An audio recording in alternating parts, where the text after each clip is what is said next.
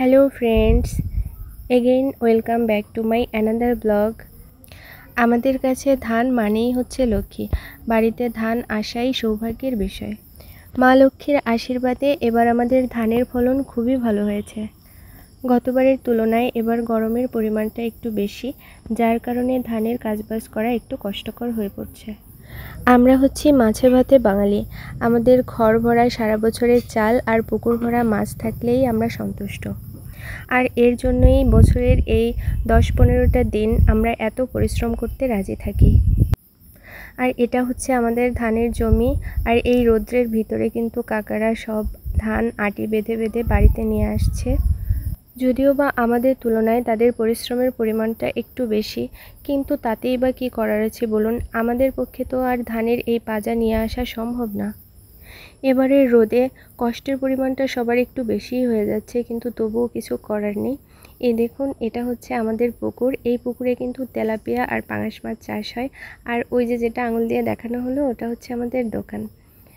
আর এটা হচ্ছে আমাদের বাড়িতে ঢোকার পথ। দেখুন, কাকারা কিন্তু ওই অনেক দূর থেকে ধানের পাজা নিয়ে বাড়ি পর্যন্ত চলে আসছে।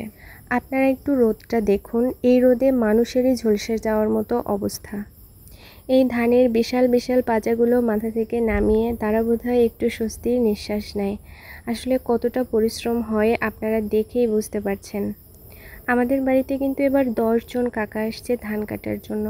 আর তারা যে এই দল বেঁধে কাজ করে, এজন্য বোধহয় তাদের কষ্টের পরিমাণটা একটু হলেও কমে, কারণ গল্পের আমেজে তারা কাজ করে। আর আপনারা এখন যে কাকাকে দেখছেন, এই কাকার কিন্তু অদ্ভুত রকমের একটা প্রতিভা আছে।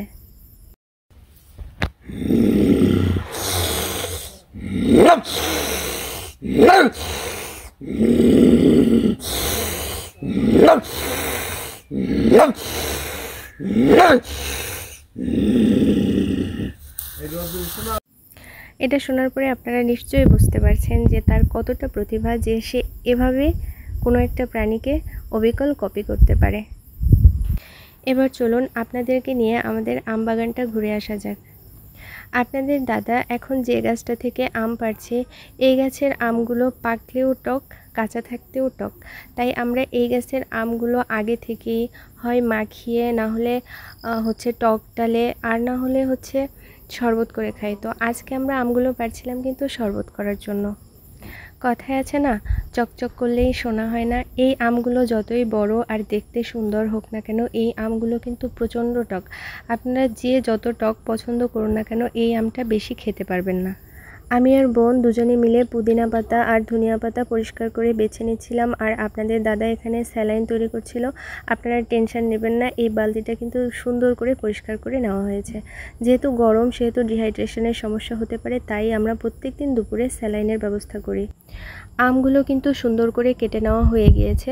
আমাদের বাড়িতে আমরা যেভাবে শরবত তৈরি করি, প্রথমে হচ্ছে আমগুলোকে সুন্দর করে ব্লেন্ড করে নিই, তারপরে হচ্ছে ধনিয়া পাতা, পুদিনা পাতা সব কিছু একসাথে আবারও ব্লেন্ড করে নিই, সাথে কিন্তু কাঁচামরিচও ব্যবহার করি।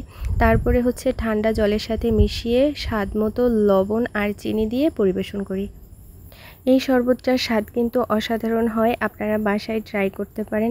আমাদের বাড়ির সবাই কিন্তু অনেক পছন্দ করে। এই গরমে এরকম একটা শরবত কিন্তু আপনাদেরকে রিফ্রেশিং একটা ভাব এনে দেবে। শরবত খাওয়ার পরে কিন্তু আবার যে যার কাজে ফিরে গিয়েছে। আপনাদের দাদা কিন্তু এখন গরুকে স্নান করাচ্ছে। ও কিন্তু এই যেসব গরু, তারপরে কুকুর, মানে যেসব পশু পাখি ঘরে পালন করা যায়, সেগুলোকে অনেক বেশি পছন্দ করে, অনেক বেশি ভালোবাসে। এরপরে হচ্ছে বেলা একটু পড়ে এলে আমি আর আপনাদের দাদা দুজনে মিলে ধানটা উড়িয়ে নিচ্ছিলাম। কারণ আজকে যদি আমরা ধানটা উড়িয়ে না রাখি, কালকে হচ্ছে আমরা ধানটা সেদ্ধ করতে পারবো না। কারণ এই ধানটা আজকে ভিজিয়ে রাখতে হবে, তবেই হচ্ছে আমরা কালকে সকালে ধানটা সেদ্ধ করতে পারবো।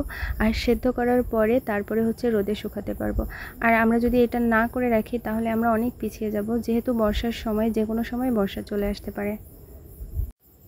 এবার আমি এই ধানগুলো নিয়ে ড্রামে রাখছি, আর এই ড্রামেই কিন্তু জল দিয়ে সারা রাতের জন্য ধানগুলোকে ভিজিয়ে রাখা হবে।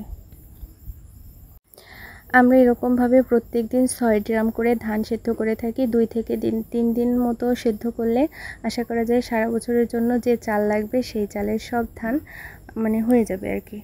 ধান ওড়াতে ওড়াতে আপনাদের দাদাকে কিন্তু ফোন দেওয়া হয়েছিল ঘিরে যাওয়ার জন্য। আর এখন হচ্ছে সন্ধ্যার পরে আমি আর ছোটো মা দুজনে মিলে ধান ওড়াচ্ছিলাম।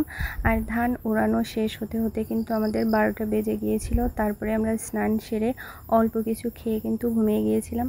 আজকের ব্লগটি এই পর্যন্ত, দেখা হবে নতুন কোনো ব্লগে।